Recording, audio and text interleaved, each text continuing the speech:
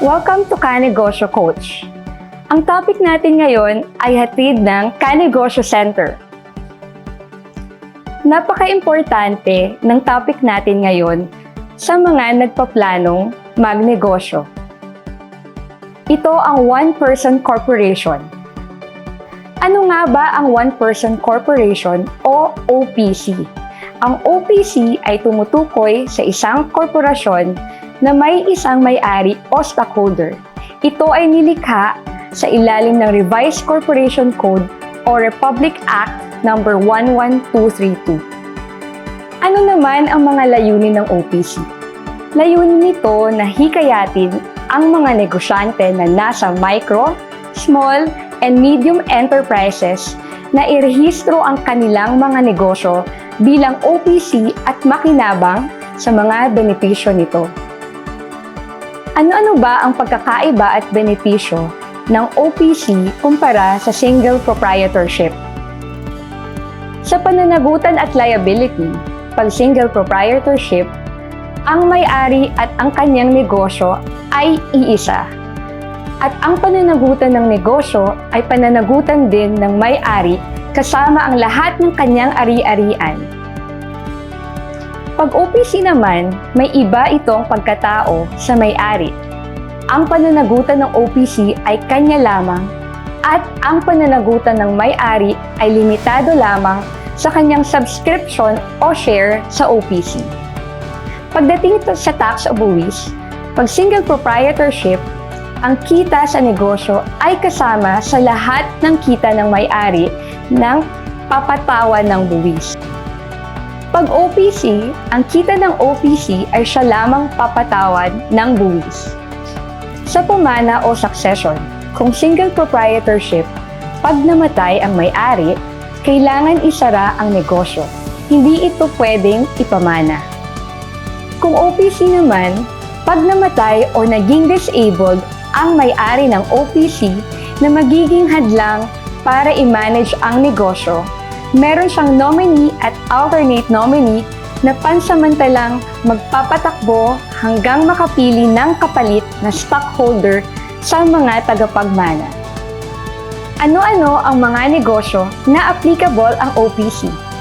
Ang OPC ay pwede sa lahat ng klase ng negosyo maliban sa mga sumusunod: bangko, quasi-banks, pre-need, trust entity, individual na may lisensya na gamitin ang kanyang propesyon tulad ng abogado, certified public accountant o doktor, at public and publicly listed companies. Kung pasok ang iyong negosyo bilang OPC, ano naman ang mga requirements dito? Una, kailangang magparehistro sa Securities and Exchange Commission o SEC. Pangalawa, kailangan ng pangalan ng negosyo at ikakabit ang OPC sa huli nito. Pangatlo, kailangan ng cover sheet, articles of incorporation, consent of nominee and alternate nominee. Pang-apat, kailangan may isang stockholder o may-ari. Panglima, ang sole director ay ang may-ari. At pang-anim, kailangan may mga officers.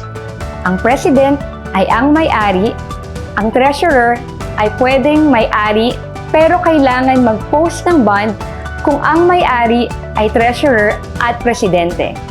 Kailangan din ng corporate secretary. Tapos na tayo sa mga requirements. Ano naman ang proseso ng pagpaparehistro ng OPC?